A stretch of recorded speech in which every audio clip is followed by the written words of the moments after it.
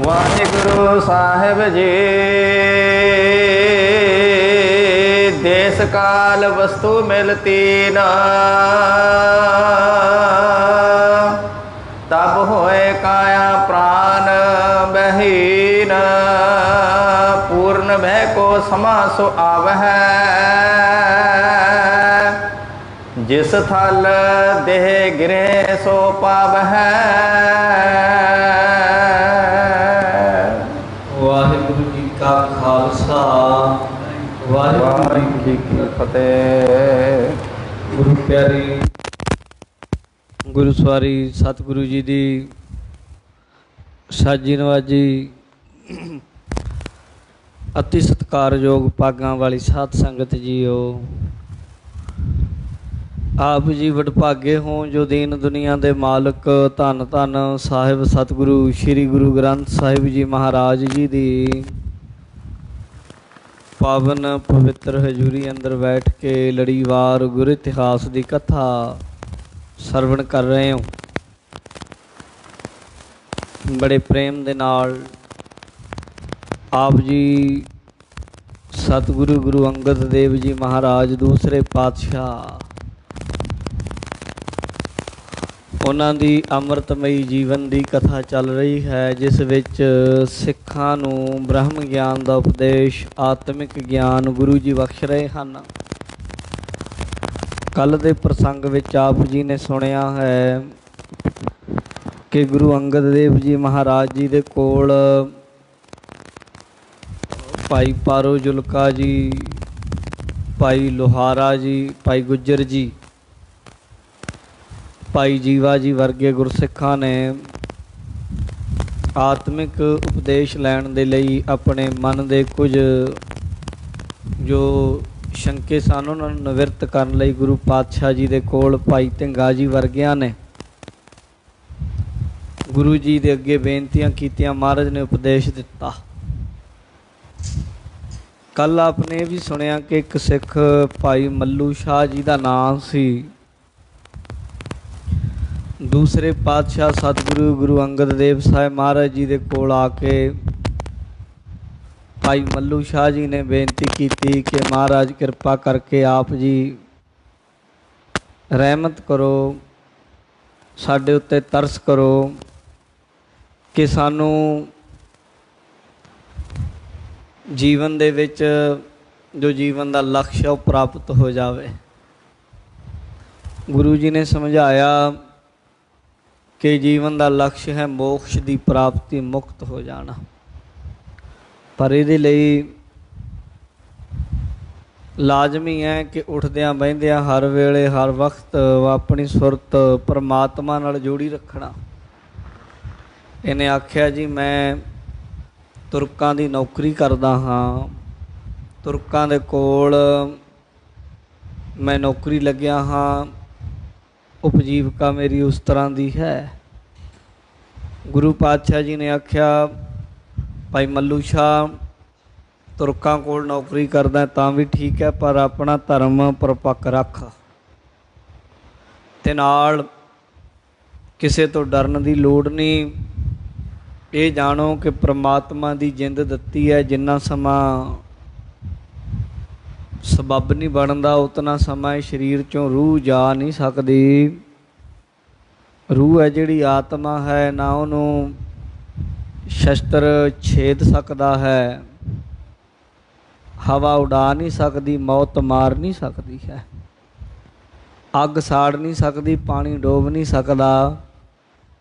जिन्ना समा पूर्ण टाइम नहीं आता उन्ना समा शरीर नूं छड्ड के नहीं जा सकता। उन्हें अगों आख्या महाराज जदों बंदा मरदा है उदों फिर किवें जांदा है छड्ड के दुनिया नूं। गुरु जी ने आख्या उहदे लई भी तीन चीज़ां दा इकट्ठे होना लाजमी है। कहंदा जी किहड़ियां? महाराज जी कहंदे पहला ते वो समा होना, फिर वो सबब बनना, दूजा तीजा वो स्थान आ जाना।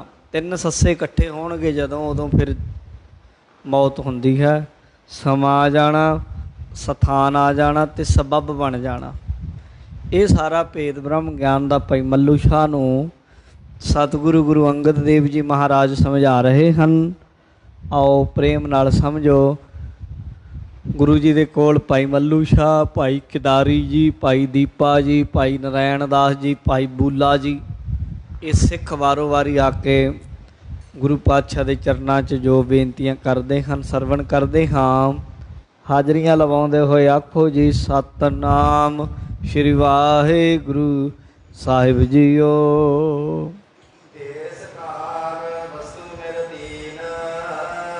ਗੁਰੂ ਜੀ ਨੇ ਸਮਝਾਇਆ ਭਾਈ ਬੱਲੂ ਸ਼ਾਹ ਜੀ, ਜਿਤਨਾ ਸਮਾਂ ਉਹ ਦੇਸ਼ ਉਹ ਥਾਂ ਨਹੀਂ ਆਉਂਦੀ ਜਿੱਥੇ ਸਰੀਰ ਨੇ ਛੱਡਣਾ, ਅਤੇ ਉਹ ਟਾਈਮ ਨਹੀਂ ਆਉਂਦਾ ਜਦੋਂ ਸਰੀਰ ਨੂੰ ਛੱਡ ਕੇ ਰੂਹ ਨੇ ਜਾਣਾ, ਅਤੇ ਉਹ ਸਬੱਬ ਨਹੀਂ ਬਣਦਾ। ਕਈ ਵਾਰ ਬੰਦਿਆਂ ਦੇ ਕਿੱਡੇ ਕਿੱਡੇ ਹਾਦਸੇ ਹੋ ਜਾਂਦੇ, ਬੰਦਾ ਸੋਚਣ ਵਾਲਾ ਕਹਿੰਦਾ ਬਚ ਕਿਵੇਂ ਗਿਆ, ਬਈ ਟਾਈਮ ਨਹੀਂ ਆਇਆ ਇਹਦਾ, ਉਹ ਥਾਂ ਨਹੀਂ ਸੀ। ਅਤੇ ਜਦੋਂ ਤਿੰਨੇ ਚੀਜ਼ਾਂ ਇਕੱਠੀਆਂ ਹੋ ਜਾਣ, ਕਹਿੰਦੇ ਬਸ ਥੋੜ੍ਹਾ ਜਿਹਾ ਪੈਰ ਜਿਹਾ ਉੜਕਿਆ, ਥੋੜ੍ਹਾ ਜਿਹਾ ਡਿੱਗਿਆ, ਬਸ ਚੱਲ ਗਿਆ, ਪਤਾ ਨਹੀਂ ਕਿਵੇਂ।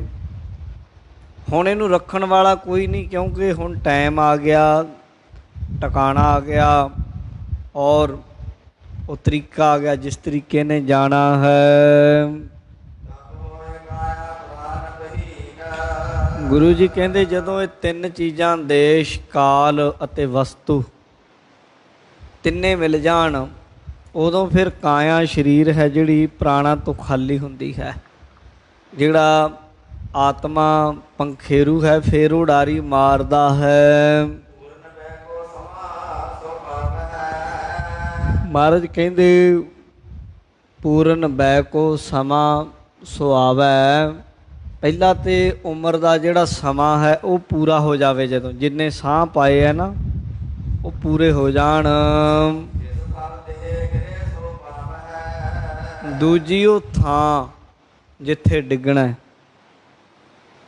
ਆਖਿਰ ਵਿਅਫਤਮ ਕਾਸ਼ ਨਾ ਨਾਰਦ, ਆਖਰ ਦਾ ਜਦੋਂ ਸਮਾਂ ਆਉਣਾ ਹੈ ਉਦੋਂ ਵਿਅਫਤਮ ਡਿੱਗਣਾ ਹੈ, ਕਿਸੇ ਨੇ ਫਿਰ ਫੜਨਾ ਨਹੀਂ। ਜਦੋਂ ਸਮਾਂ ਅਤੇ ਉਹ ਥਾਂ ਆ ਗਈ।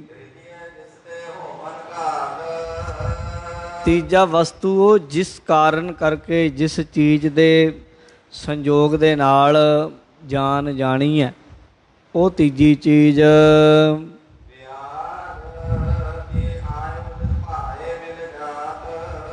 ਮਹਾਰਾਜ ਕਹਿੰਦੇ ਕੋਈ ਬਿਮਾਰੀ ਲੱਗ ਜਾਣੀ, ਕੋਈ ਸ਼ਸਤਰ ਨਾਲ ਮਾਰੇ ਜਾਣਾ, ਕੋਈ ਹੋਰ ਚੀਜ਼ ਹੋ ਜਾਣੀ, ਇਹ ਬਹਾਨੇ ਆ।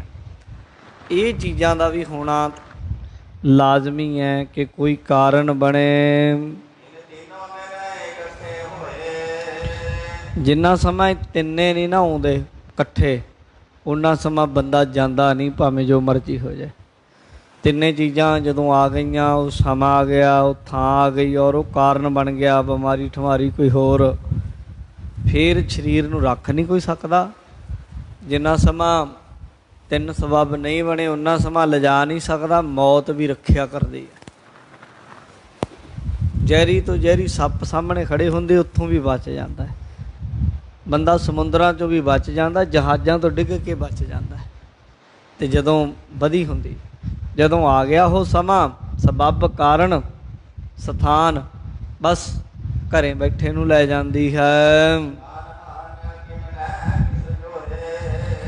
ਕਹਿੰਦੇ ਫਿਰ ਪ੍ਰਾਣਾਂ ਦੀ ਹਾਨੀ ਉਦੋਂ ਹੁੰਦੀ ਹੈ ਜਿੰਨਾ ਸਮਾਂ ਤਿੰਨ ਚੀਜ਼ਾਂ ਇਕੱਠੀਆਂ ਨਹੀਂ ਹੋਈਆਂ। ਕਹਿੰਦੇ ਮੌਤ ਰਖਵਾਲੀ ਕਰਦੀ, ਕਾਲ। ਸੰਤ ਬਾਬਾ ਅਤਰ ਸਿੰਘ ਜੀ ਮਸਤੂਆਣਾ ਸਾਹਿਬ ਵਾਲੇ, ਉਹਨਾਂ ਦੀ ਜੀਵਨੀ ਮੈਂ ਪੜ੍ਹ ਰਿਹਾ ਸੀ, ਬੈਠੇ ਸਿਮਰਨ ਵਿੱਚ ਭਗਤੀ ਕਰ ਰਹੇ, ਸੱਪ ਅੱਗੇ ਖੜਾ, ਚੌਂਕੜੇ 'ਚ ਨੇ, ਅੱਖਾਂ ਬੰਦ ਨੇ, ਬੈਠੇ ਆ ਸਿਮਰਨ 'ਚ। ਇੱਕ ਪ੍ਰੇਮੀ ਆਇਆ ਕੋਈ, ਉਹਨੇ ਵੇਖਿਆ ਵੀ ਸੱਪ ਅੱਗੇ ਖੜਾ ਹੈ, ਪ੍ਰੇਮੀ ਨੂੰ ਵੇਖ ਕੇ ਸੱਪ ਚਲਾ ਗਿਆ, ਨੱਠ ਗਿਆ। ਮਹਾਂਪੁਰਸ਼ਾਂ ਨੂੰ ਉਸ ਪ੍ਰੇਮੀ ਨੇ, ਜਦੋਂ ਮਹਾਂਪੁਰਸ਼ ਸਮਾਧੀ ਤੋਂ ਉੱਠੇ ਤੇ ਆਖਿਆ, ਮਹਾਰਾਜ ਸੱਪ ਅੱਗੇ ਖੜਾ ਸੀ, ਡੰਗ ਮਾਰ ਦਿੰਦਾ, ਮੌਤ ਹੋ ਜਾਣੀ ਸੀ। ਮਹਾਂਪੁਰਸ਼ ਹੱਸ ਕੇ ਕਹਿਣ ਲੱਗੇ, ਕਹਿੰਦੇ ਜਿੰਨਾ ਸਮਾਂ ਆਈ ਨਹੀਂ ਨਾ, ਉਨਾ ਸਮਾਂ ਰਖਵਾਲੀ ਕਰਦੀ ਹੈ। ਮੌਤ ਜਿੰਨਾ ਟਾਈਮ ਨਹੀਂ ਆਇਆ ਉਨਾ ਟਾਈਮ ਰੱਖਦੀ ਵੀ ਹੋਰ ਕੋਈ ਘਟਨਾ ਨਾ ਘਟ ਜੇ, ਇਹਦੇ ਨਾਲ ਕਿਤੇ ਪਹਿਲਾਂ ਮਰ ਜੇ, ਇਹ ਮਰ ਨਹੀਂ ਸਕਦਾ।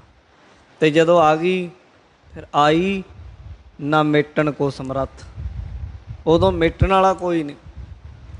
ਤੇ ਫਿਰ ਕਹਿੰਦੇ ਮਹਾਰਾਜ ਇਹ ਸੱਪ ਕਾਹਦੇ ਲਈ ਇੱਦਾਂ? ਉਹਨਾਂ ਹੱਸ ਕੇ ਆਖਿਆ ਨਾਮ ਜਪਣ ਵਾਲਿਆਂ ਦੇ ਕੋਲ ਰਹਿ ਕੇ ਇਹਨਾਂ ਨੂੰ ਠੰਡਕ ਮਿਲਦੀ ਹੈ, ਇਹਨਾਂ ਨੂੰ ਸਕੂਨ ਮਿਲਦਾ। ਪਰ ਆਪਾਂ ਜਿਹੜੀ ਅੰਸ਼ ਲੈਣੀ ਹੈ ਜੋ ਕਵੀ ਜੀ ਲਿਖ ਰਹੇ ਆ, ਔਰ ਗੁਰੂ ਅੰਗਦ ਦੇਵ ਜੀ ਮਹਾਰਾਜ ਨੇ ਜੋ ਭਾਈ ਮੱਲੂ ਜੀ ਨੂੰ ਆਖਿਆ, ਕਹਿੰਦੇ ਜਿੰਨਾ ਸਮਾਂ ਸਬੱਬ ਨਹੀਂ ਬਣਿਆ ਉਨਾ ਸਮਾਂ ਮੌਤ ਖੁਦ ਰਾਖੀ ਕਰਦੀ, ਲਿਜਾਂਦਾ ਨਹੀਂ ਕੋਈ।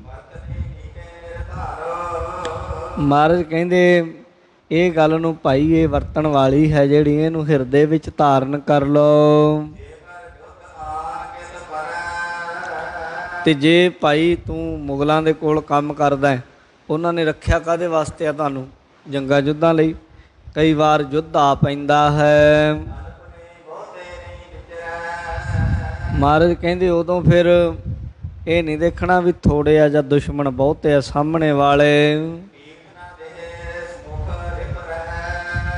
ਕਹਿੰਦੇ ਪਿੱਠ ਦੇ ਕੇ ਨਾ ਭੱਜੇ ਫਿਰ ਦੁਸ਼ਮਣ ਨੂੰ, ਅੱਗੇ ਖੜੇ ਦੁਸ਼ਮਣ ਨਾਲ। ਰਣ ਰੂਤੋ ਭਾਜੈ ਨਹੀਂ ਸੂਰੋ ਥਾਰੋ ਨਾਉ। ਸੂਰਮਾ ਤੇ ਹੁੰਦਾ ਹੀ ਇਸ ਕਰਕੇ ਵੀ ਜੰਗਾਂ ਲਈ ਯੋਧਾ ਰੱਖਿਆ ਜਾਂਦਾ ਹੈ। ਜੇ ਯੁੱਧ ਦੇ ਵੇਲੇ ਕਿਤੇ ਭੱਜ ਜਾਵੇ ਫਿਰ ਚੰਗੀ ਗੱਲ ਨਹੀਂ। ਗੁਰੂ ਅੰਗਦ ਦੇਵ ਜੀ ਮਹਾਰਾਜ ਕਹਿੰਦੇ ਫਿਰ ਨਿਡਰ ਹੋ ਕੇ ਸ਼ਸਤਰ ਨੂੰ ਚਲਾਓ, ਡਰੇ ਨਾ ਕਿਸੇ ਤੋਂ। ਕਹਿੰਦੇ ਸੂਰਮੇ ਦੀ ਵੀ ਮੁਕਤੀ ਹੋ ਜਾਂਦੀ ਹੈ, ਔਰ ਜੇ ਤਾਂ ਸੂਰਮਾ ਜਿੱਤ ਜਾਏ ਤਾਂ ਦੁਨੀਆ ਦੇ ਸਾਰੇ ਪਦਾਰਥ ਸੂਰਮੇ ਦੇ ਚਰਨੀ ਰੁਲਦੇ ਹਨ। ਕਹਿੰਦੇ ਦੁਨੀਆ ਦੇ ਵਿੱਚ ਜਿੱਤ ਹੋ ਜਾਏ, ਦੁਨੀਆ ਦੇ ਸੁੱਖ ਮਿਲ ਜਾਣ, ਤੇ ਫਿਰ ਆਪਣੇ ਚਿੱਤ ਨੂੰ ਸਤ ਸੰਗਤ ਵਿੱਚ ਲਾਉਣਾ ਚਾਹੀਦਾ ਹੈ। ਜੇ ਸੂਰਮਾ ਮੈਦਾਨੇ ਜੰਗ ਵਿੱਚ ਲੜਦਾ ਕਿਤੇ ਪ੍ਰਾਣ ਤਿਆਗ ਜਾਏ, ਸਰੀਰ ਛੱਡ ਜਾਏ, ਸ਼ਹਾਦਤ ਹੋ ਜਾਏ ਸੂਰਮੇ ਦੀ। ਗੁਰੂ ਅੰਗਦ ਦੇਵ ਜੀ ਮਹਾਰਾਜ ਕਹਿੰਦੇ ਸੂਰਮਾ ਵੱਡੀ ਪਦਵੀ ਨੂੰ, ਸਵਰਗ ਪਦਵੀ ਨੂੰ ਜਾਂਦਾ ਜਿੱਥੇ ਦੇਵਤੇ ਲੋਕ ਰਹਿੰਦੇ ਆ। ਮੈਦਾਨੇ ਜੰਗ ਵਿੱਚ ਜੂਝ ਕੇ ਮਰਨ ਵਾਲਾ ਵੀ ਕੋਈ ਛੋਟਾ ਨਹੀਂ ਹੁੰਦਾ। ਕਹਿੰਦੇ ਜੇ ਤਾਂ ਜਿੱਤ ਗਿਆ ਮੈਦਾਨੇ ਜੰਗ ਵਿੱਚ ਭਾਈ ਮੱਲੂ ਸ਼ਾਹ, ਦੁਨੀਆ ਦੇ ਸੁੱਖ ਪੂਰੇ ਮਿਲਦੇ, ਸਤਸੰਗਤ ਕਰਕੇ ਮੁਕਤੀ ਹੋ ਜਾਂਦੀ ਹੈ। ਜੇ ਮੈਦਾਨੇ ਜੰਗ ਵਿੱਚ ਮੌਤ ਹੋ ਜਾਏ ਤਾਂ ਵੀ ਸੂਰਮਾ ਸਵਰਗ ਨੂੰ ਜਾਂਦਾ ਹੈ। ਮਹਾਰਾਜ ਕਹਿੰਦੇ ਭਾਈ ਕਲਿਆਣ ਹੋ ਸਕਦੀ ਹੈ, ਯੋਧਿਆਂ ਦੀ ਵੀ ਹੋ ਸਕਦੀ ਹੈ, ਕੰਮ ਧੰਦੇ ਵਾਲਿਆਂ ਦੀ ਵੀ ਹੋ ਸਕਦੀ ਹੈ। ਜਿਵੇਂ ਵੀ ਨਾਮ ਨਾਲ ਕੋਈ ਜੁੜੇ, ਸਤਸੰਗਤ ਨਾਲ ਜੁੜੇ, ਆਪਣੀ ਕਿਰਤ ਵਿਰਤ ਧਰਮ ਦੀ ਸਹੀ ਤਰੀਕੇ ਕਰੇ, ਮੁਕਤੀ ਸਹਿਜੇ ਮਿਲ ਜਾਂਦੀ ਹੈ। ਮੱਲੂ ਸ਼ਾਹ ਨੇ ਗੁਰੂ ਅੰਗਦ ਦੇਵ ਜੀ ਮਹਾਰਾਜ ਜੀ ਦੇ ਕੋਲੋਂ ਇਹ ਉਪਦੇਸ਼ ਸੁਣਿਆ। ਗੁਰੂ ਅੰਗਦ ਦੇਵ ਜੀ ਮਹਾਰਾਜ ਜੀ ਦਾ ਬਚਨ ਜਿਵੇਂ ਹੋਇਆ ਉਸ ਤਰੀਕੇ ਇਹ ਮੱਲੂ ਸ਼ਾਹ ਉੱਦਾਂ ਹੀ ਵਰਤਣ ਲੱਗ ਪਿਆ ਹੈ। ਇਹ ਵੀ ਚੰਗੇ ਗੁਰਸਿੱਖਾਂ ਦੀ ਨਿਸ਼ਾਨੀ ਹੁੰਦੀ। ਉਪਦੇਸ਼ ਲੈ ਲਿਆ, ਜੀਵਨ ਵਿੱਚ ਕਮਾ ਲਿਆ। ਨਹੀਂ ਤੇ ਕਈ ਸੁਣਦੇ ਆ ਦੂਜਿਆਂ ਨੂੰ ਸੁਣਾਉਣ ਵਾਸਤੇ, ਆਪਣੇ ਜੀਵਨ 'ਚ ਨਹੀਂ। ਕਈਆਂ ਦੇ ਇੱਧਰੋਂ ਪੈਂਦੀ ਉੱਧਰੋਂ ਨਿਕਲ ਜਾਂਦੀ, ਪਰ ਕਈ ਗੁਰਮੁਖ ਹੁੰਦੇ ਇੱਥੋਂ ਪੈਂਦੀ ਤੇ ਹਿਰਦੇ 'ਚ ਜਾਂਦੀ ਉਹਨਾਂ ਦੇ, ਕਮਾਉਂਦੇ ਉਹ। ਭਾਈ ਮੱਲੂ ਸ਼ਾਹ ਗੁਰੂ ਜੀ ਦਾ ਵਚਨ ਸੁਣ ਕੇ ਕਮਾਉਣ ਲੱਗ ਪਿਆ। ਆਤਮ ਅਤੇ ਤਨ, ਆਤਮਾ ਕੀ ਹੈ, ਸਰੀਰ ਕੀ ਹੈ, ਇਸ ਚੀਜ਼ ਦੇ ਨਿਰਣੇ ਵਿੱਚ ਜੁੜ ਗਿਆ। ਸਮਝਣ ਲੱਗ ਪਿਆ ਵੀ ਸਰੀਰ ਨਾਸ਼ਵੰਤ ਹੈ, ਆਤਮਾ ਸਦੀਵੀ ਹੈ। ਆਤਮਾ ਨਾਲ ਜਦੋਂ ਕਿਸੇ ਬੰਦੇ ਦਾ ਸਾਧ ਸੰਗਤ ਜੀ ਸੰਬੰਧ ਜੁੜ ਜਾਂਦਾ ਹੈ, ਫਿਰ ਸਰੀਰ ਦੇ ਸੁੱਖ ਦੁੱਖ, ਸਰੀਰ ਦੀਆਂ ਖੁਆਇਸ਼ਾਂ ਤੋਂ ਫਿਰ ਆਜ਼ਾਦ ਹੋ ਜਾਂਦਾ ਹੈ। ਬਾਬਾ ਫਰੀਦ ਜੀ ਬਾਣੀ 'ਚ ਕਹਿੰਦੇ ਕੰਨੀ ਬੁੱਝੇ ਦੇ ਰਹਾ, ਕਿੱਤੀ ਵੱਗੈ ਪੌਣ। ਬਾਬਾ ਫਰੀਦ ਜੀ ਕਹਿੰਦੇ ਫਰੀਦਾ ਇਹੋ ਤਨ ਭੌਂਕਣਾ ਨਿਤ ਉੱਠ ਦੁਖੀਆ ਕੌਣ। ਇਹ ਸਰੀਰ ਤੇ ਕੁੱਤੇ ਦੀ ਤਰ੍ਹਾਂ ਖੁਆਇਸ਼ਾਂ ਕਰਦਾ ਹੀ ਰਹਿੰਦਾ, ਜਿਵੇਂ ਕੁੱਤਾ ਭਊ ਭਊ ਕਰਦਾ ਹੀ ਰਹਿੰਦਾ ਨਾ। ਫਰੀਦਾ ਇਹ ਤਨ ਭੌਂਕਣਾ ਨਿਤ ਉੱਠ ਦੁਖੀਆ ਕੌਣ। ਇਸ ਸਰੀਰ ਦੀਆਂ ਖੁਆਇਸ਼ਾਂ ਪੂਰੀਆਂ ਕਰਨ ਲਈ ਕਿਹੜਾ ਦੁਖੀ ਹੁੰਦਾ ਰਹੇ। ਕੰਨੀ ਬੁੱਝੇ ਦੇ ਰਹਾ, ਆਪਣੇ ਕੰਨਾਂ ਦੇ ਵਿੱਚ ਜਿਵੇਂ ਅਸੀਂ ਕੋਈ ਰੂੰ ਪਾ ਲਈ ਦੀ ਨਾ, ਇੱਦਾਂ ਹੀ ਗੁਰੂ ਕੇ ਸ਼ਬਦ ਦਾ ਆਪਣੇ ਕੰਨ ਵਿੱਚ ਨਿਵਾਸ ਕਰੋ। ਕਿੱਤੀ ਵੱਗੈ ਪੌਣ ਆ, ਜਿੰਨੀ ਮਰਜ਼ੀ ਮਨ ਤਨ ਦੇ ਖੁਆਇਸ਼ਾਂ ਦੀ ਹਵਾ ਚੱਲਦੀ ਰਹੇ, ਗੁਰਸਿੱਖ ਫਿਰ ਸਰੀਰ ਦੇ ਸੁੱਖਾਂ ਵਾਸਤੇ ਬਹੁਤਾ ਨਹੀਂ ਭੱਜਦਾ ਨੱਠਦਾ। ਉਹ ਸਰੀਰ ਨੂੰ ਠੀਕ ਹੈ ਗੁਜਰਾਨ ਦੇ ਲਈ ਕਰਦਾ ਕੰਮ ਇੰਨਾ ਕੁ, ਜਿਵੇਂ ਕਿਸੇ ਬੰਦੇ ਨੇ ਮੰਜ਼ਿਲ 'ਤੇ ਪਹੁੰਚਣਾ ਹੋਵੇ, ਘੋੜੇ ਨੂੰ ਸਾਂਭ ਕੇ ਰੱਖੀਦਾ ਵੀ ਘੋੜੇ 'ਤੇ ਚੜ੍ਹ ਕੇ ਜਾਣਾ ਨਾ। ਘੋੜੇ ਨੂੰ ਖੁਰਾਕ ਨਾ ਦਿਓ, ਉਹਨੂੰ ਆਰਾਮ ਨਾ ਦਿਓ ਤੇ ਮਰ ਜਾਏਗਾ ਘੋੜਾ, ਮੰਜ਼ਿਲ 'ਤੇ ਵੀ ਨਹੀਂ ਜਾ ਹੋਣਾ ਇੰਨਾ ਕੁ। ਪਰ ਕੋਈ ਘੋੜੇ ਨੂੰ ਇਹ ਚੁੱਕ ਕੇ ਰੱਖੇ, ਘੋੜੇ ਨੂੰ ਇਹ ਖਰਖਰਾ ਲਾ ਲਿਆ, ਛੋਲੇ ਪਾਤੇ, ਕਦੇ ਕੁਛ ਪਾਤਾ, ਚੜ੍ਹਿਆ ਹੈ ਹੀ ਨਾ ਘੋੜੇ 'ਤੇ, ਮੰਜ਼ਿਲ 'ਤੇ ਪਹੁੰਚੂ ਉਹ ਬੰਦਾ ਕਦੇ ਵੀ ਨਹੀਂ।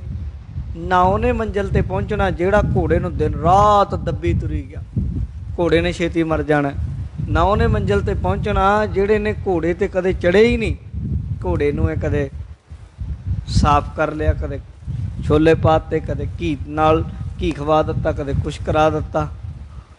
ਪਾਰ ਉਹ ਹੋਊਗਾ ਜਿਹੜਾ ਘੋੜੇ ਤੋਂ ਕੰਮ ਵੀ ਲਵੇ, ਘੋੜੇ 'ਤੇ ਚੜ੍ਹੇ ਵੀ ਤੇ ਇਹਦੀ ਸੰਭਾਲ ਵੀ ਰੱਖੇ। ਇਹੀ ਹੈ ਨਾ। ਰਾਮ ਮਹਾਰਾਜ ਕਹਿੰਦੇ ਨਾਨਕ ਨਾਮ ਅਰਾਧੀ ਆ, ਇਸ ਦੇਹੀ ਕੋ ਪਾਲ। ਦੇਹੀ ਨੂੰ ਪਾਲਣਾ ਵੀ ਹੈ ਪਰ ਨਾਮ ਜਪੀਏ। ਇਸ ਤਰੀਕੇ ਮਹਾਰਾਜ ਗੁਰੂ ਅੰਗਦ ਦੇਵ ਸਾਹਿਬ ਜੀ ਨੇ ਭਾਈ ਮੱਲੂ ਸ਼ਾਹ ਨੂੰ ਸਾਰੀ ਸਿੱਖਿਆ ਦੇ ਦਿੱਤੀ। ਅੱਗੇ ਪ੍ਰਸੰਗ ਚੱਲ ਰਿਹਾ, ਕਹਿੰਦੇ ਇੱਕ ਵਾਰ ਦੀ ਗੱਲ ਹੈ, ਖਡੂਰ ਸਾਹਿਬ ਦੀ ਧਰਤੀ ਉੱਤੇ ਇੱਕ ਸਿੱਖ ਹੋਰ ਆ ਗਿਆ ਮੱਲੂ ਸ਼ਾਹ ਜੀ ਤੋਂ ਬਾਅਦ। ਮੱਲੂ ਸ਼ਾਹ ਤੇ ਗੁਰੂ ਜੀ ਦਾ ਹੁਕਮ ਮੰਨ ਕੇ ਉਪਦੇਸ਼ ਕਮਾਉਣ ਲੱਗ ਪਿਆ। ਆਪਣੇ ਤਨ ਅਤੇ ਮਨ ਦੀ, ਤਨ ਦੀ ਵੀ ਸੰਭਾਲ ਰੱਖਦਾ, ਮਨ ਦਾ ਧਿਆਨ ਰੱਖਦਾ, ਸਿਮਰਨ ਕਰਦਾ ਹੈ। ਇੱਕ ਹੋਰ ਸਿੱਖ ਆਇਆ ਜਿਹਦਾ ਨਾਮ ਭਾਈ ਕਿਦਾਰੀ ਲਿਖਿਆ ਹੈ। ਕਿਦਾਰੀ ਖਡੂਰ ਸਾਹਿਬ ਗੁਰੂ ਅੰਗਦ ਦੇਵ ਸਾਹਿਬ ਜੀ ਦੇ ਕੋਲ ਆਇਆ ਚੱਲ ਕੇ। ਇਹ ਭਾਈ ਕਿਦਾਰੀ ਨੇ ਗੁਰੂ ਅੰਗਦ ਦੇਵ ਸਾਹਿਬ ਅੱਗੇ ਖੜ੍ਹੇ ਹੋ ਕੇ ਬੇਨਤੀ ਕੀਤੀ, ਹੱਥ ਜੋੜ ਲਏ। ਸੱਚੇ ਪਾਤਸ਼ਾਹ ਮੇਰੀ ਇੱਕ ਬੇਨਤੀ ਹੈ, ਅਰਜ਼ ਹੈ, ਇੱਕ ਗੁਜ਼ਾਰਿਸ਼ ਹੈ, ਕਿਰਪਾ ਕਰੋ। ਮਹਾਰਾਜ ਕਹਿੰਦੇ ਭਾਈ ਦੱਸ ਕੀ ਗੱਲ ਹੈ ਗੁਰਮੁਖਾ। ਗੁਰੂ ਕੋਲ ਆ ਕੇ ਜੇ ਕੋਈ ਮਨ 'ਚ ਗੱਲ ਹੋਵੇ ਕਹਿ ਲਈਦੀ ਹੈ, ਪੜਦਾ ਨਹੀਂ ਰੱਖੀਦਾ ਹੁੰਦਾ। ਗੁਰੂ ਸਭ ਸੁੱਖਾਂ ਦਾ ਦਾਤਾ ਹੈ, ਗੁਰੂ ਦੀ ਸ਼ਰਨ ਪਈਏ। ਆਪਣੇ ਮਨ ਦਾ ਜੋ ਵੀ ਕੋਈ ਬਲਬਲਾ ਹੈ, ਕੋਈ ਸ਼ੰਕਾ ਹੈ, ਗੁਰੂ ਅੱਗੇ ਰੱਖ ਦਿਓ। ਮਹਾਰਾਜ ਨੂੰ ਕਹਿਣ ਲੱਗਾ ਜੀ ਬੇਨਤੀ ਇਹ ਹੈ ਕਿ ਜਿਹੜੇ ਕਾਮ, ਕ੍ਰੋਧ, ਲੋਭ, ਮੋਹ, ਅਹੰਕਾਰ, ਇਹ ਪੰਜ ਬੜੇ ਪ੍ਰਬਲ ਨੇ, ਇਹਨਾਂ ਦੇ ਵਿੱਚ ਦੁਨੀਆ ਸੜਦੀ ਵਲਦੀ ਜਾਂਦੀ ਹੈ। ਪੰਜੇ, ਕਦੇ ਕਾਮ ਬੰਦੇ ਦੇ ਮੋਢਿਆਂ 'ਤੇ ਚੜ੍ਹ ਜਾਂਦਾ, ਕਦੇ ਕ੍ਰੋਧ ਬੰਦੇ ਦੇ ਸਿਰ ਚੜ੍ਹ ਜਾਂਦਾ, ਕਦੇ ਲੋਭ ਬੰਦੇ ਦੇ ਜੀਭ 'ਤੇ ਚੜ੍ਹ ਜਾਂਦਾ, ਕਦੇ ਮੋਹ ਬੰਦੇ ਦੇ ਹਿਰਦੇ 'ਚ ਵਸ ਜਾਂਦਾ, ਕਦੇ ਅਹੰਕਾਰ ਬੰਦੇ ਦੀ ਪੂਰਨ ਸੁਰਤ ਵਿੱਚ ਵਸ ਜਾਂਦਾ। ਅਤੇ ਨਾਮ ਹੈ ਜਿਹੜਾ ਉਹ ਹਿਰਦੇ 'ਚ ਟਿਕਦਾ ਹੀ ਨਹੀਂ। ਇਸ ਲਈ ਪੂਰਾ ਜਗਤ ਹੈ ਜਿਹੜਾ ਪੰਜਾਂ ਦੇ ਪਿੱਛੇ ਘੁੰਮਦਾ ਫਿਰਦਾ ਹੈ। ਪੰਜ ਬੰਦੇ ਨੂੰ ਘੁਮਾਈ ਫਿਰਦੇ ਹਨ। ਮਹਾਰਾਜ ਕਹਿੰਦੇ ਹਾਂ ਇਹ ਤਾਂ ਗੱਲ ਹੈ, ਪੰਜਾਂ ਦਾ ਬਹੁਤ ਜ਼ੋਰ ਹੈ। ਫਿਰ ਤੂੰ ਦੱਸ ਭਾਈ ਕਿਦਾਰੀ। ਕਹਿੰਦਾ ਮਹਾਰਾਜ ਮੈਂ ਤੁਹਾਡੀ ਸ਼ਰਨ ਆਇਆ, ਮੈਂ ਇਹ ਚਾਹੁੰਦਾ ਕਿ ਮੇਰਾ ਇਹਨਾਂ ਪੰਜਾਂ ਤੋਂ ਛੁਟਕਾਰਾ ਹੋ ਜਾਵੇ, ਇਹਨਾਂ ਤੋਂ ਮੈਂ ਬਚ ਜਾਵਾਂ ਕਿਸੇ ਤਰੀਕੇ। ਮੈਂ ਤੁਹਾਡੀ ਸ਼ਰਨ ਆਇਆ, ਮੈਨੂੰ ਇਹਨਾਂ ਤੋਂ ਡਰ ਬੜਾ ਲੱਗਦਾ, ਡਰਦਾ ਹਾਂ ਕਿਤੇ ਮੈਨੂੰ ਵੀ ਮਾਰ ਨਾ ਲੈਣ, ਇਸ ਤਰੀਕੇ ਮੈਨੂੰ ਬਚਾ ਲਓ। ਤਰਾਹੇ ਮਾਮ, ਮੈਂ ਤੁਹਾਡੀ ਸ਼ਰਨ ਹਾਂ, ਸ਼ਰਨ ਹਾਂ ਜੀ। ਮਹਾਰਾਜ ਮੈਨੂੰ ਆਪਣੇ ਚਰਨਾਂ ਦਾ ਆਸਰਾ ਦਿਓ, ਤੁਹਾਡੇ ਚਰਨਾਂ 'ਚ ਆ ਗਿਆ ਹਾਂ, ਤੁਸੀਂ ਰੱਖਿਆ ਕਰੋ ਗੁਸਾਈ ਮੇਰੇ। ਮਹਾਰਾਜ ਤੁਸੀਂ ਮੇਰੀ ਰੱਖਿਆ ਕਰੋ।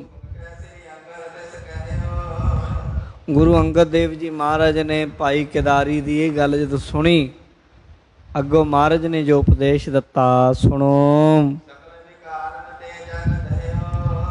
ਕਹਿੰਦੇ ਭਾਈ ਕੇਦਾਰੀ ਜੀ ਗੱਲ ਤੇ ਤੁਹਾਡੀ ਠੀਕ ਹੈ, ਇਸ ਗੱਲ ਵਿੱਚ ਕੋਈ ਸ਼ੰਕਾ ਨਹੀਂ, ਕੋਈ ਦੋਰਾਵਾ ਨਹੀਂ ਕਿ ਜਿਹੜੇ ਵਿਕਾਰ ਹੈ ਨਾ ਇਹ ਬੰਦੇ ਨੂੰ ਸਾੜ ਦਿੰਦੇ ਆ, ਜਾਲ ਦਿੰਦੇ ਆ, ਖਤਮ ਕਰ ਦਿੰਦੇ ਆ। ਜਗਤ ਹੈ ਨਾ ਜਿਹੜਾ ਇਹ ਪੂਰੇ ਦਾ ਪੂਰਾ ਪੰਜਾਂ ਦੇ ਵਸ 'ਚ ਹੈ। ਜਗਤ ਨੂੰ ਘੁਮਾਈ ਫਿਰਦੇ ਦੁਨੀਆ ਨੂੰ ਇਹ, ਤੇ ਕਹਿੰਦੇ ਜਿਵੇਂ ਅੱਗ ਲੱਗਦੀ ਨਾ ਜੰਗਲ ਵਿੱਚ, ਜਿਹਨੂੰ ਦਾਵਾ ਅਗਨ ਕਹਿੰਦੇ ਆ, ਡਾਊ ਅਗਨੀ, ਇਹ ਜਦੋਂ ਬਾਂਸ ਖਹਿੰਦੇ ਆਪਸ ਵਿੱਚ ਉਦੋਂ ਲੱਗਦੀ ਆ ਜ਼ਿਆਦਾਤਰ। ਮਹਾਰਾਜ ਕਹਿੰਦੇ ਜਿਵੇਂ ਅੱਗ ਲੱਗ ਜਾਂਦੀ ਜੰਗਲ ਵਿੱਚ,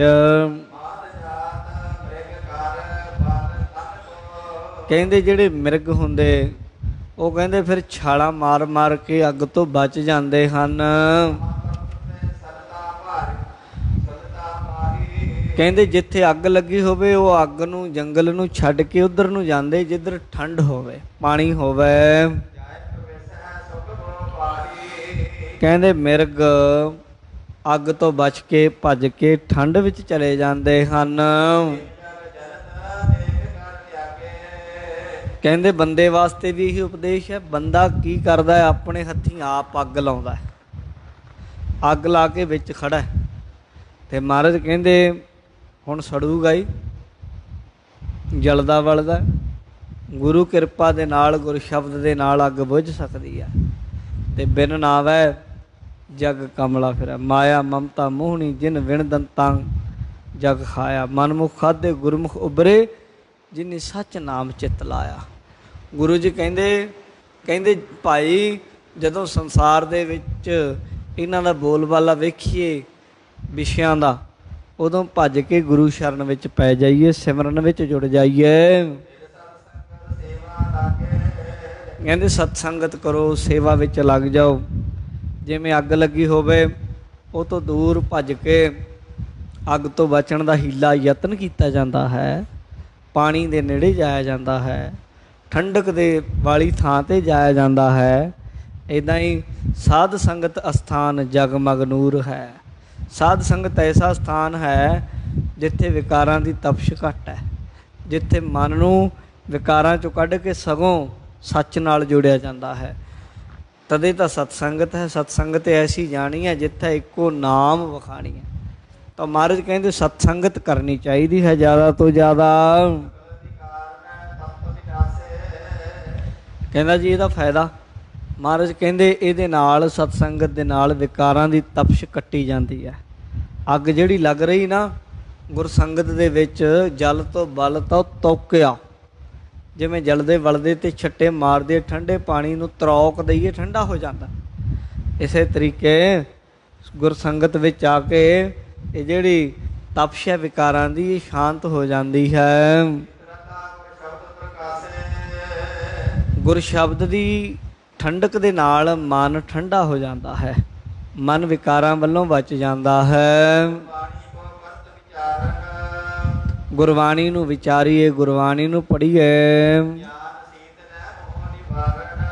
ਮਹਾਰਾਜ ਕਹਿੰਦੇ ਗੁਰੂ ਕੇ ਸ਼ਬਦ ਦਾ ਜੋ ਗਿਆਨ ਹੈ ਉਹ ਠੰਡਕ ਹੈ ਅਸਲ, ਉਹਨੂੰ ਵਿਚਾਰੋ ਹਿਰਦੇ ਵਿੱਚ। ਗੁਰੂ ਅੰਗਦ ਦੇਵ ਜੀ ਦਾ ਉਪਦੇਸ਼ ਸੁਣਿਆ ਭਾਈ ਕੇਦਾਰੀ ਜੀ ਨੇ,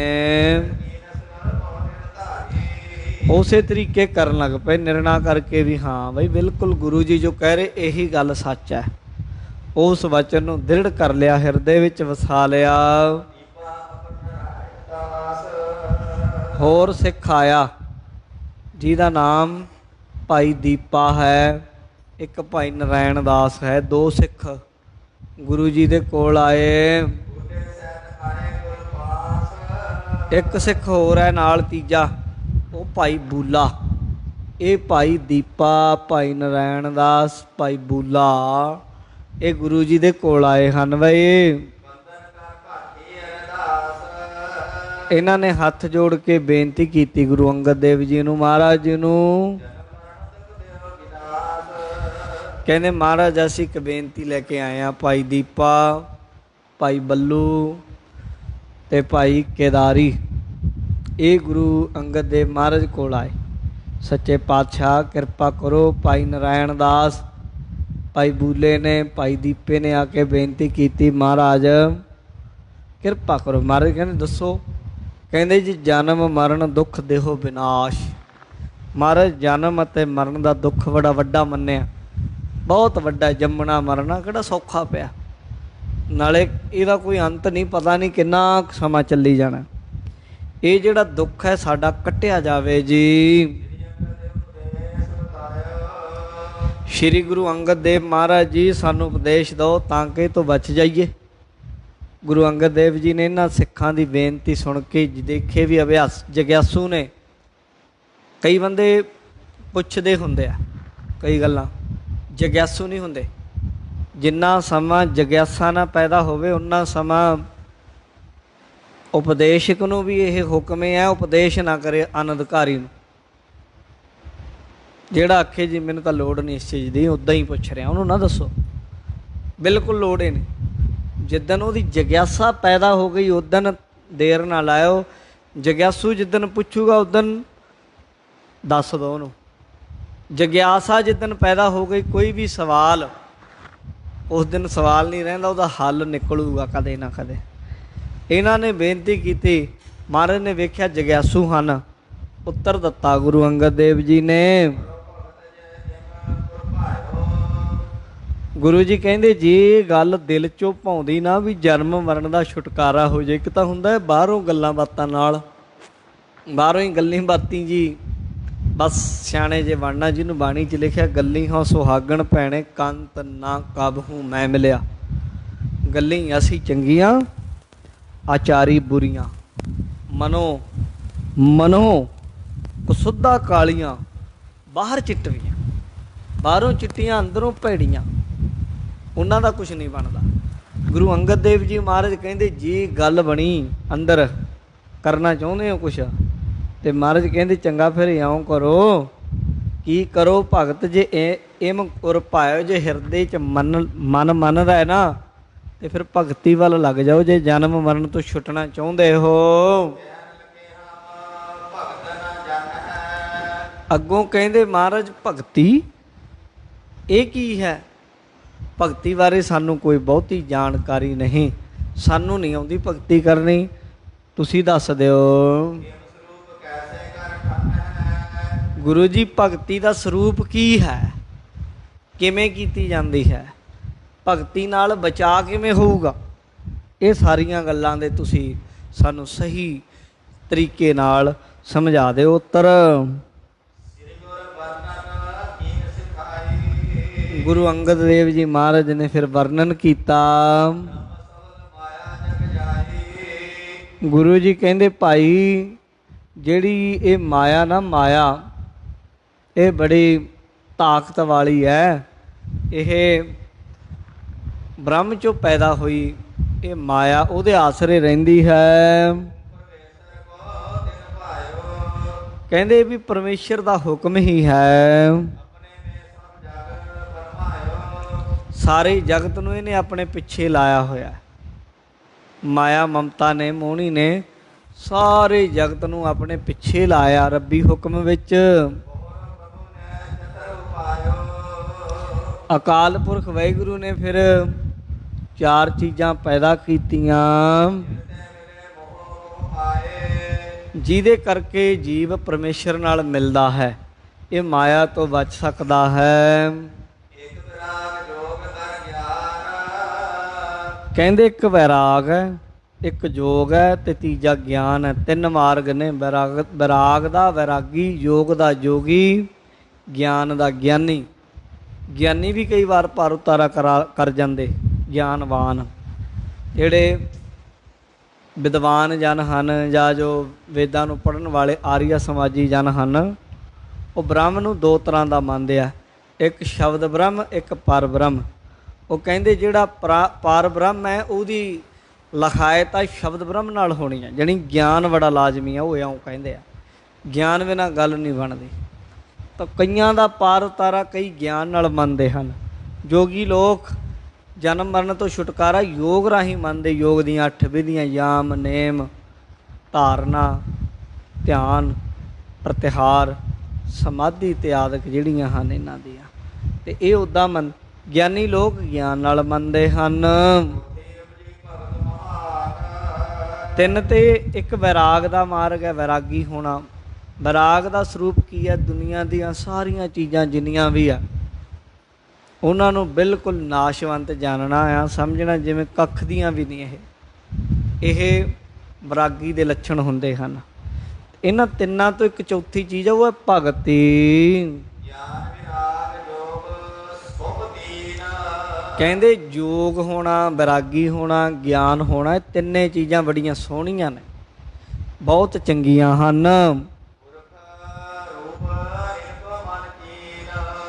ਪਰ ਵੈਰਾਗ, ਯੋਗ ਅਤੇ ਗਿਆਨ ਇਹ ਪੁਰਖ ਰੂਪ ਹਨ।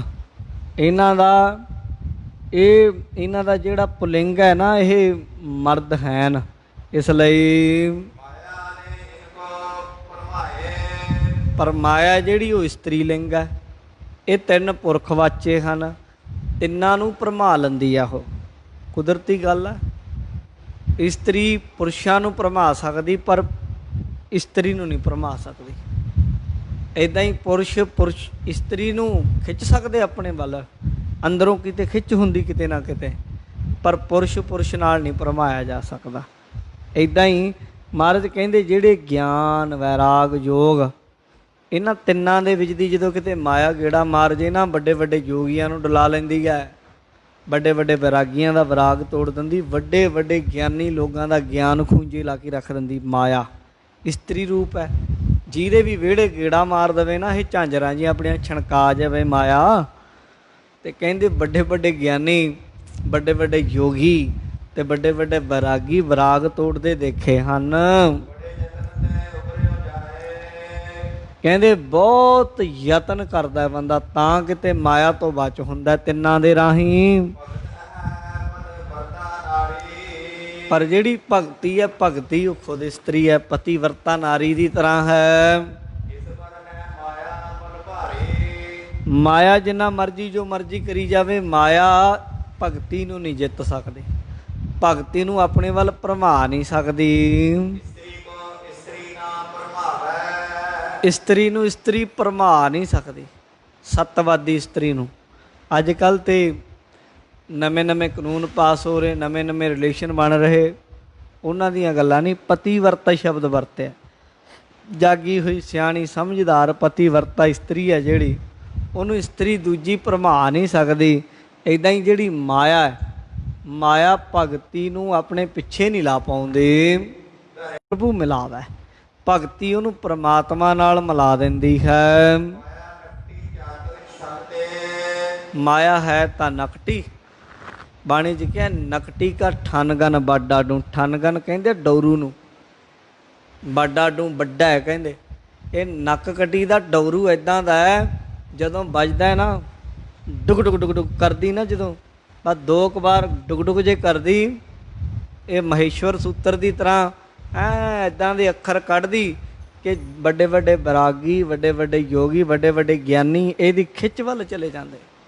ਪਰ ਕਿਹਨੇ ਵਿਵੇਕੀ ਕਾਟੀ ਤੋਂ।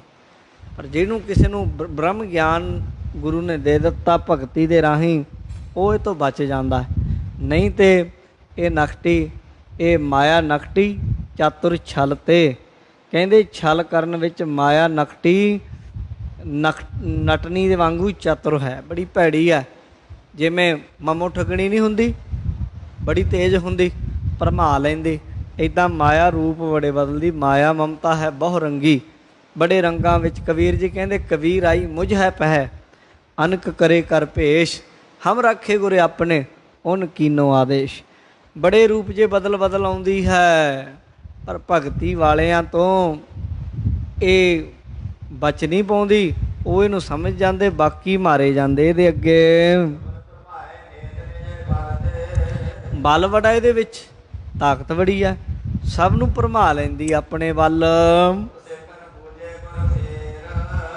ਸਿੱਖਾਂ ਨੇ ਗੁਰੂ ਜੀ ਤੋਂ ਜਦੋਂ ਇਹ ਵਚਨ ਸੁਣੇ, ਮਾਇਆ ਦੀ ਸ਼ਕਤੀ ਸੁਣੀ, ਹੱਥ ਜੋੜ ਕੇ ਪੁੱਛਣ ਲੱਗੇ,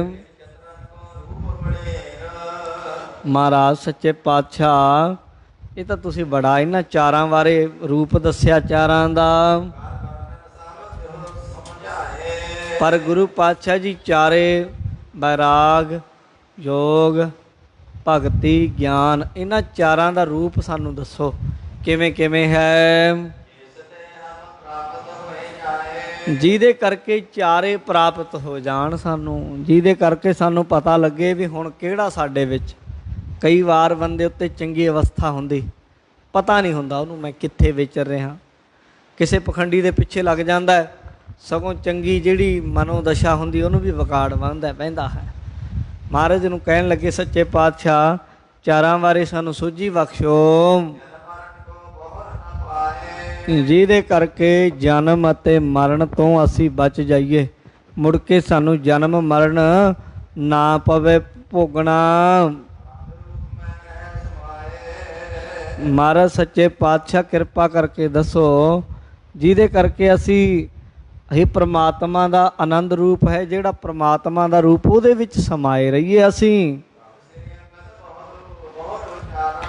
ਸ਼੍ਰੀ ਗੁਰੂ ਅੰਗਦ ਦੇਵ ਮਹਾਰਾਜ ਜੀ ਨੇ ਇਹ ਵਚਨ ਸੁਣਿਆ ਜਦੋਂ ਇਹਨਾਂ ਗੁਰਸਿੱਖਾਂ ਦਾ ਤੇ ਵਚਨ ਕੀਤੇ ਕਹਿਣ ਲੱਗੇ ਮਹਾਰਾਜ ਕਹਿਣ ਲੱਗੇ ਕਹਿੰਦੇ ਪਹਿਲਾਂ ਸੁਣੋ ਬੈਰਾਗ ਚਾਰਾਂ ਬਾਰੇ ਪੁੱਛਣਾ ਚਾਹੁੰਦੇ ਕਹਿੰਦੇ ਪਹਿਲਾਂ ਬੈਰਾਗ ਬੈਰਾਗ ਵੀ ਦੋ ਤਰ੍ਹਾਂ ਦਾ ਹੁੰਦਾ ਹੈ ਉੱਦਾਂ ਵਿਦਵਾਨਾਂ ਨੇ ਫਿਰ ਇਹਨੂੰ ਹੋਰ ਕਈ ਤਰੀਕਿਆਂ ਨਾਲ 8 ਪ੍ਰਕਾਰ ਦਾ ਕੱਢ ਲਿਆ ਹੈ ਪਰ ਜਦੋਂ ਇਹਨੂੰ ਕਹਿ ਲਓ ਕਿ ਸੂਖਸ਼ਮ ਵਾਲਾ ਬਰੀਕੀ 'ਚ ਨਾ ਜਾਓ ਇਹਨੂੰ ਮੋਟੇ ਜਿਹੇ ਤੌਰ 'ਤੇ ਸਮਝੀਏ ਤੇ ਦੋ ਪ੍ਰਕਾਰ ਦਾ ਮੰਨਿਆ ਇੱਕ ਮਨ ਕਰਕੇ ਵੈਰਾਗ ਹੋਣਾ ਇੱਕ ਬਾਹਰੀ ਸਰੀਰ ਕਰਕੇ ਵੈਰਾਗ ਹੋਣਾ ਕਹਿੰਦੇ ਵੱਡੇ ਭਾਗਾਂ ਵਾਲੇ ਆ ਜਿਨ੍ਹਾਂ ਦੇ ਹਿਰਦੇ 'ਚ ਵੈਰਾਗ ਪੈਦਾ ਹੁੰਦਾ ਹੈ ਕਹਿੰਦੇ ਸਾਰੇ ਪਦਾਰਥ ਤਿਆਗ ਦੇਣੇ ਕਿਸੇ ਪਦਾਰਥ ਦੀ ਚਾਹਨਾ ਇੱਛਾ ਖਿੱਚ ਹਿਰਦੇ ਵਿੱਚ ਪੈਦਾ ਨਾ ਹੋਣੀ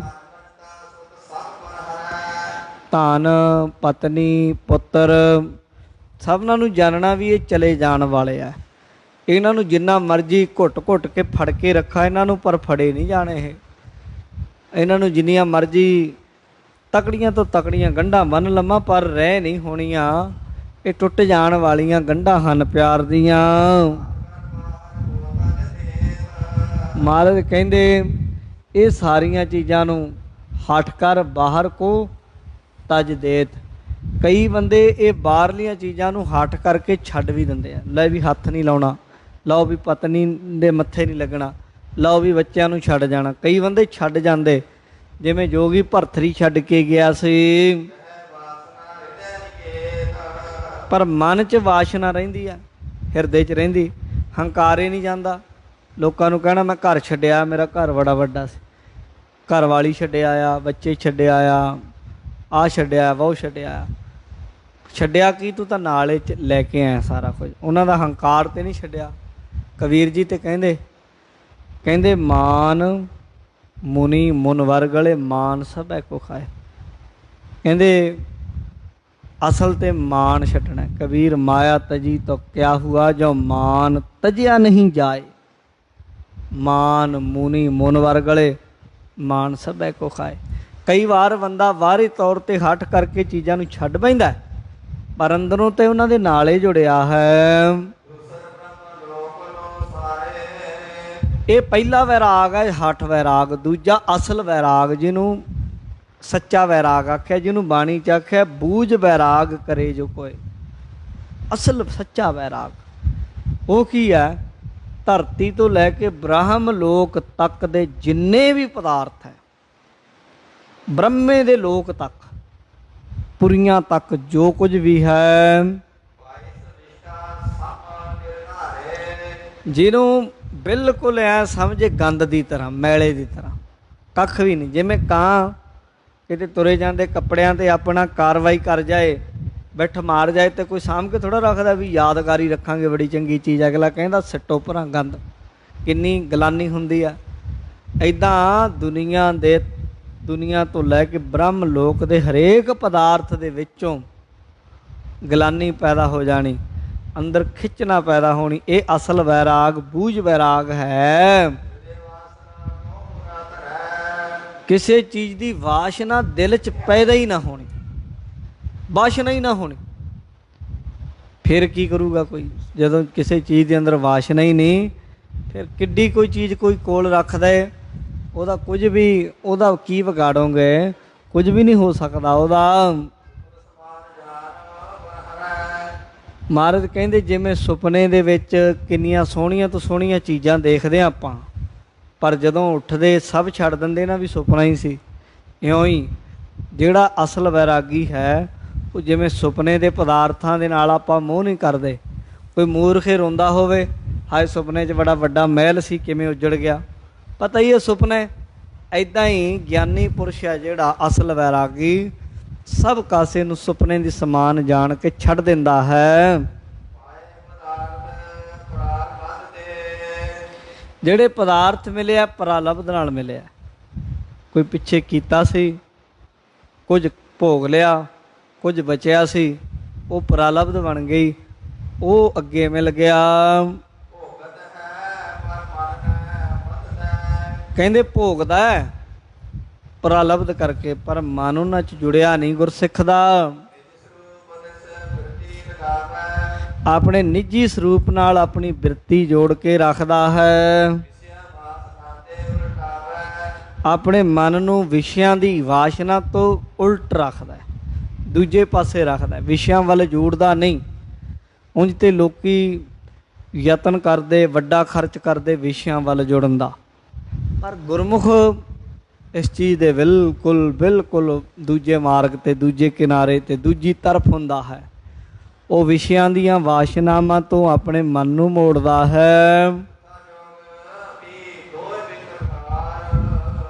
ਕਹਿੰਦੇ ਭਾਈ ਦੁਆਰਾ ਪੜੋ। ਇਸ ਤਰੀਕੇ ਨਾਲ ਮਹਾਰਾਜ ਕਹਿੰਦੇ ਇਹ ਹੈ। ਦੂਜਾ ਇਸ ਤੋਂ ਬਾਅਦ ਜੋਗ ਜਾਣੋ। ਜੋਗ ਹੈ ਨਾ ਜਿਹੜਾ ਜੋਗ, ਵਿਰਾਗ ਦੱਸਤਾ ਨਾ ਦੋ ਤਰ੍ਹਾਂ ਦਾ, ਵੀ ਇੱਕ ਵਿਰਾਗ ਅੰਦਰ ਦਾ, ਇੱਕ ਬਾਹਰ ਦਾ। ਬਾਹਰ ਦਾ ਹੁੰਦਾ ਘਰ ਨੂੰ, ਪਤਨੀ ਨੂੰ, ਬੱਚਿਆਂ ਨੂੰ ਛੱਡ ਕੇ ਭੱਜ ਜਾਣਾ, ਇੱਦਾਂ ਦਾ ਵਿਰਾਗ ਕਈ ਵਾਰ ਮੁੜ ਕੇ ਫੇਰ ਅੰਦਰ ਪੈਦਾ ਹੋ ਜਾਂਦੀ ਖਾਹਿਸ਼, ਫੇਰ ਮੁੜੇ ਆਉਂਦੇ, ਜੋਗੀ ਬਣੇ ਆਉਂਦੇ, ਸੰਤ ਬਣਨ ਤੋਂ ਬਾਅਦ ਫੇਰ ਘਰ ਨੂੰ ਆ ਜਾਂਦੇ। ਇਹ ਵੀ ਇੱਕ ਹੈ ਜਿਹੜਾ ਅੰਦਰ ਘਰੇ ਬੈਠਾ ਹੈ, ਘਰ 'ਚ ਹੈ, ਬੱਚਿਆਂ ਦੇ ਕੋਲ ਹੈ, ਪਰ ਸਭ ਕੁਝ ਛੱਡਤਾ ਅੰਦਰੋਂ, ਅੰਦਰੋਂ ਕਿਸੇ ਚੀਜ਼ ਨਾਲ ਲਾਮ ਲਪੇਟੇ ਨਹੀਂ। ਇਹ ਅਸਲ ਵੈਰਾਗ ਹੈ। ਇੱਦਾਂ ਮਹਾਰਾਜ ਨੇ ਦੂਜੇ ਯੋਗ ਵੀ ਦੱਸਿਆ, ਕਹਿੰਦੇ ਯੋਗ ਵੀ ਦੋ ਤਰ੍ਹਾਂ ਦਾ ਹੁੰਦਾ ਹੈ। ਇੱਕ ਤੇ ਕਸ਼ਟ ਯੋਗ ਹੈ, ਕਸ਼ਟ, ਔਖਾ, ਕਠਨ, ਜਿਹੜਾ ਬਹੁਤ ਔਖਾ ਹੈ। ਇਹਦੇ ਯਾਮ ਨੇਮ ਇਤਿਆਦਿਕ 8 ਅੰਗ ਨੇ, ਜਿਹੜੇ ਯੋਗੀ ਲੋਕ ਭਰਤਰੀ ਹਰੀ ਵਰਗੇ ਜਾਂ ਗੋਰਖਨਾਥ ਵਰਗੇ ਜਿਹੜੇ ਜੋਗੀ 8 ਅੰਗ ਉਹਦੇ ਮੰਨਦੇ ਹਨ। ਜੇ ਹੁਣ ਕੱਲੇ ਕੱਲੇ ਦੀ ਗੱਲ ਕਰਾਂਗੇ, ਪਿੱਛੇ ਗੁਰੂ ਨਾਨਕ ਪ੍ਰਕਾਸ਼ ਵਿੱਚ ਆ ਗਏ ਇਹ ਕੱਲੇ ਕੱਲੇ ਸਾਰੇ। ਜੇ ਕੱਲੇ ਕੱਲੇ ਯੋਗ ਦੀ ਗੱਲ ਕਰਨ ਲੱਗ ਜਾਈਏ, ਖਲਾਰਾ ਵੱਧ ਪੈ ਜਾਣਾ, ਵਿਚਲੀ ਗੱਲ ਰਹਿ ਜਾਣੀ ਹੈ ਕਿ ਗੁਰੂ ਜੀ ਨੇ ਕਿਹੜੇ ਯੋਗ ਦੀ ਗੱਲ ਕੀਤੀ। ਇਸ ਲਈ ਇੰਨਾ ਕੁ ਜਾਣ ਲਓ ਕਿ ਯੋਗ ਵੀ ਦੋ ਤਰ੍ਹਾਂ ਦਾ। ਪਹਿਲਾ ਕਸ਼ਟ ਯੋਗ, ਜਿਹਦੇ 8 ਅੱਗੇ ਅੰਗ ਹਨ। 8 ਅੰਗ ਜਾਣੀ 8 ਤਰੀਕੇ ਹੈ ਯੋਗੀ ਨੂੰ ਸਮਾਧੀ ਤੱਕ ਪਹੁੰਚਣ ਦੇ ਲਈ। ਸਮਾਧੀ ਲਾਸਟ ਹੈ, 10ਵੇਂ ਦੁਆਰ 'ਤੇ ਜਾਣਾ। ਉਦੋਂ ਪਹਿਲਾਂ ਯਾਮ ਨੇਮ ਇਤਿਆਦਿ ਕਰਨਾ ਪੈਂਦਾ। ਉਹ ਤਾਂ ਕਰਕੇ ਉਹਨੂੰ ਅਸ਼ਟ ਕਹਿ ਦਿੰਦੇ, 8 ਪੌੜੀਆਂ ਨੇ। ਕਸ਼ਟ ਯੋਗ ਹੈ ਜਿਹੜਾ 8 ਉਹਦੇ ਵਿੱਚ ਮਾਰਗ ਹਨ। ਇਹ ਆ ਪਹਿਲਾ। ਦੂਜਾ ਜਿਹੜਾ ਹੈ ਉਹ ਜਾਣ ਲਓ।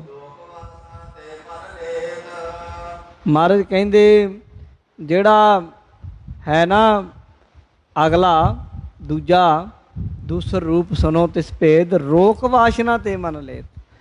ਦੂਜਾ ਹੈ ਮਨ ਦਾ ਯੋਗ। ਮਨ ਨੂੰ ਵਾਸ਼ਨਾਵਾਂ ਵੱਲ ਜਾਣ ਨਹੀਂ ਦੇਣਾ, ਮਨ ਨੂੰ ਵਾਸ਼ਨਾਵਾਂ ਤੋਂ ਰੋਕਣਾ। ਇਹ ਵੀ ਯੋਗੀਆਂ ਦੇ ਵਿੱਚ, ਗੁਰਮਤਿ ਵਿੱਚ ਮਨ ਨੂੰ ਸਿੱਧਾ ਨਹੀਂ ਰੋਕੀਦਾ। ਗੁਰਮਤਿ ਵਿੱਚ ਇਹ ਨਹੀਂ ਕਿ ਮਨ ਨਾਲ ਸਿੱਧੀ ਜੰਗ ਕਰ ਲਓ, ਇਹ ਨਹੀਂ ਹੈ ਕਿ ਬੈਠਣਾ ਤੁਸੀਂ ਮਨ ਭਟਕਦਾ ਉਹਨੂੰ ਰੋਕ ਲਓ। ਕਿੰਨਾ ਕੁ ਚਿਰ ਰੋਕੋਗੇ? ਗੁਰਬਾਣੀ ਵਿੱਚ ਇਹ ਆ, ਉਹਨੂੰ ਉੱਧਰੋਂ ਤੋੜ ਕੇ ਦੂਜੇ ਪਾਸੇ ਲਾਉਣਾ। ਹੋਰ ਪਾਸੇ ਜਾਂਦਾ ਨਾ, ਸੰਕਲਪ ਵਿਕਲਪ ਕਰਦਾ, ਉਹਦੇ ਸ਼ਬਦ 'ਚ ਸੰਕਲਪ ਉਠਾਉਣਾ। ਉਹਨੂੰ ਕਹਿਣਾ ਹੈ ਕਿ ਲੈ ਉੱਡ ਲੈ, ਜਿੱਧਰ ਉੱਡਣਾ ਪਰ ਉੱਡ ਇੱਧਰ ਗੁਰਮਤਿ ਵਿੱਚ ਮਾਰ ਚੁੱਭੀਆਂ, ਗੁਰਬਾਣੀ ਦੇ ਅਰਥਾਂ 'ਚ ਮਾਰ। ਇੱਧਰ ਲੈ ਆਨੰਦ ਜੋ ਗੁਰੂ ਸਾਹਿਬ ਨੇ ਦੱਸਿਆ, ਫਿਰ ਇੱਧਰ ਜਾਂਦਾ ਗੁਰੂ ਸਾਹਿਬ ਦੇ ਇਤਿਹਾਸ 'ਚ, ਗੁਰੂ ਕੇ ਜੀਵਨ ਵਿੱਚ, ਗੁਰੂ ਕੇ ਕੌਤਕਾਂ ਵਿੱਚ। ਇਹ ਭਗਤੀ ਹੈ ਜਿਹੜੇ ਬੈਠੇ ਆਪਾਂ ਕਰ ਰਹੇ ਨਾ। ਮਨ ਸਾਡਾ ਹੁਣ ਜਾ ਰਿਹਾ ਕਿੱਥੇ? ਗੁਰੂ 'ਚ ਜਾ ਰਿਹਾ। ਇੱਦਾਂ ਲਪੇਟ ਲਪੇਟ ਲਪੇਟ ਲਪੇਟ ਘੁਮਾ ਕੇ ਬਸ ਭਗਤੀ 'ਚ ਜੁੜ ਜਾਂਦਾ ਇੱਦਾਂ। ਪਰ ਯੋਗੀ ਲੋਕਾਂ ਦੇ ਵਿੱਚ ਦੂਜਾ ਯੋਗ ਹੈ ਕਿ ਮਨ ਨੂੰ ਰੋਕਣਾ, ਸਿੱਧਾ ਹੀ ਮਨ ਜਾਵੇ ਉਹਨੂੰ ਰੋਕਣਾ। ਇਹ ਥੋੜ੍ਹਾ ਜਿਹਾ ਔਖਾ ਕੰਮ ਹੈ। ਤੇ ਗੁਰਮਤਿ ਵਿੱਚ ਇਸ ਤਰੀਕੇ ਹੈ, ਕਵੀ ਜੀ ਨੇ ਨਾਲੇ ਕਹਿ ਦਿੱਤਾ, ਗੁਰੂ ਅੰਗਦ ਦੇਵ ਜੀ ਕਹਿੰਦੇ ਸਤਿਗੁਰੂ ਦੇ ਸ਼ਬਦ ਵਿੱਚ ਜੋੜਨਾ ਮਨ ਨੂੰ।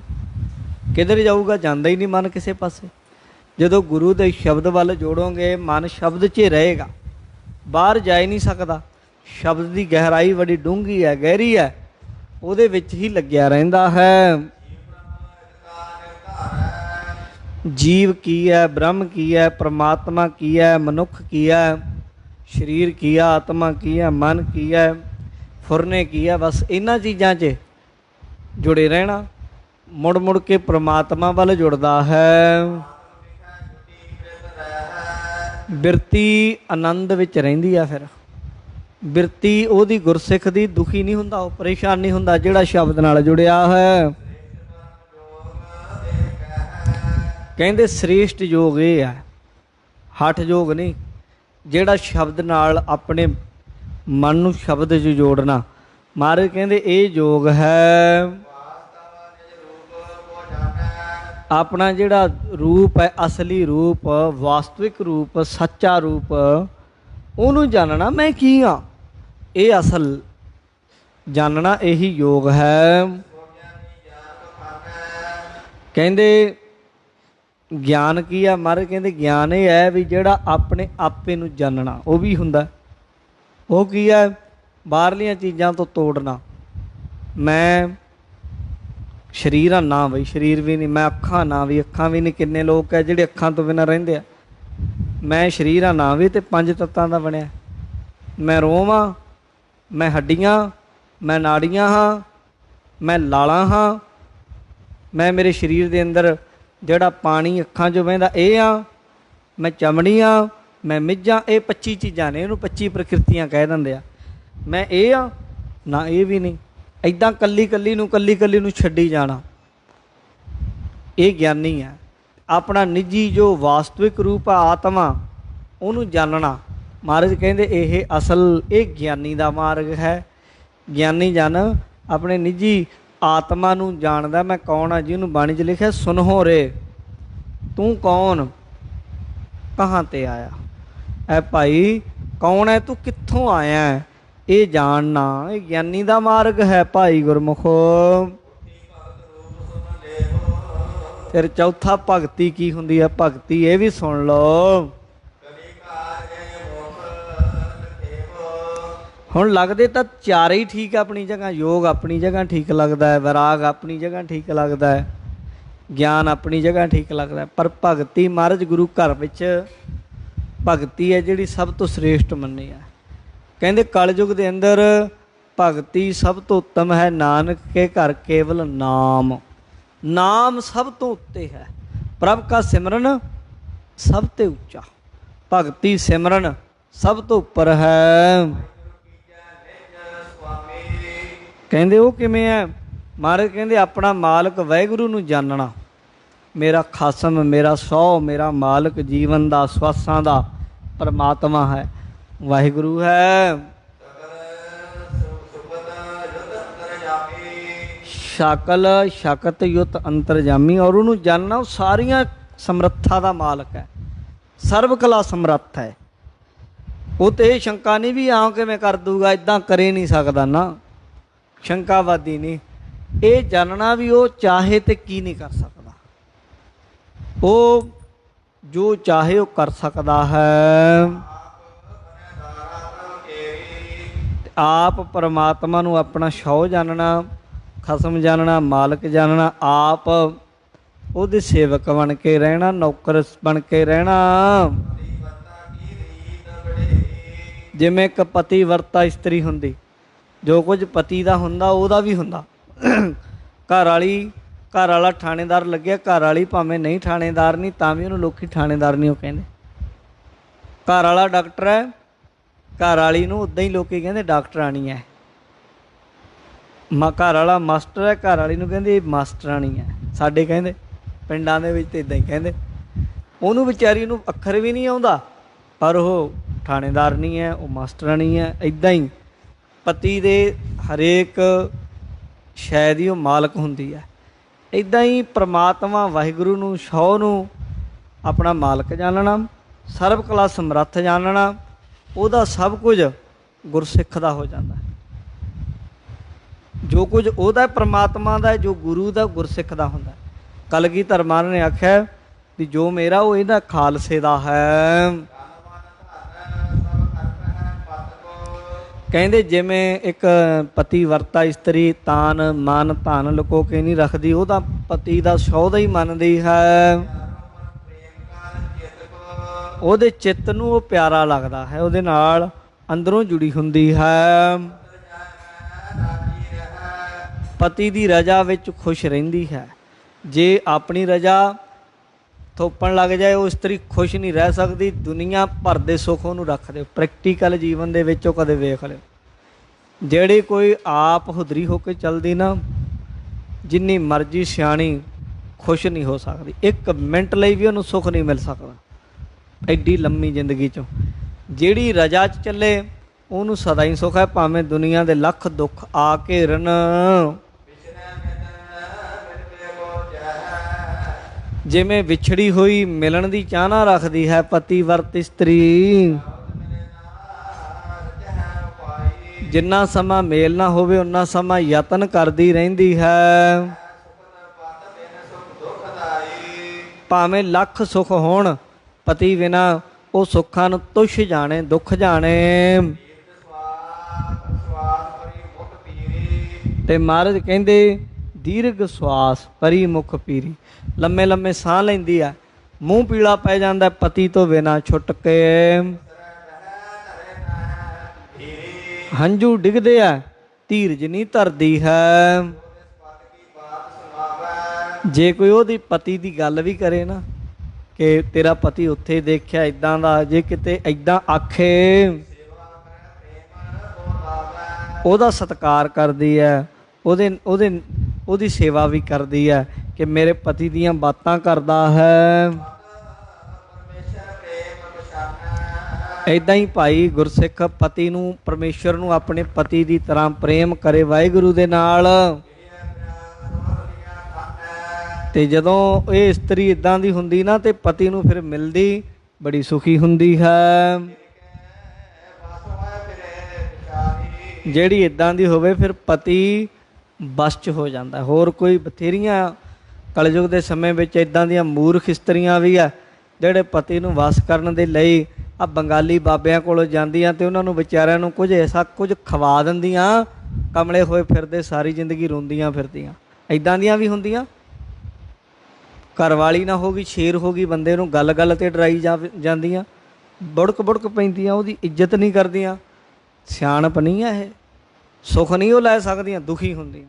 ਅਤੇ ਦੂਜੇ ਪਾਸੇ ਜਿਹੜੀਆਂ ਕਿਤੇ ਚੰਗੇ ਤਰੀਕੇ ਨਾਲ ਪਤੀ ਵਰਤਾ ਰਹਿੰਦੀਆਂ, ਉਹਨਾਂ ਨੂੰ ਡਰਾਉਣ ਦੀ ਲੋੜ ਨਹੀਂ, ਉਹਦੇ ਹੁਕਮ 'ਚ ਹੁੰਦਾ, ਉਹਦੀ ਗੱਲ ਮੰਨਦਾ ਉਹ ਪਿਆਰ ਨਾਲ। ਜੋ ਗੱਲ ਮਨਾਈ ਜਾ ਸਕਦੀ ਲੜਾਈ ਨਾਲ, ਝਗੜੇ ਨਾਲ, ਤਕਰਾਰ ਨਾਲ ਨਹੀਂ ਹੁੰਦੀ।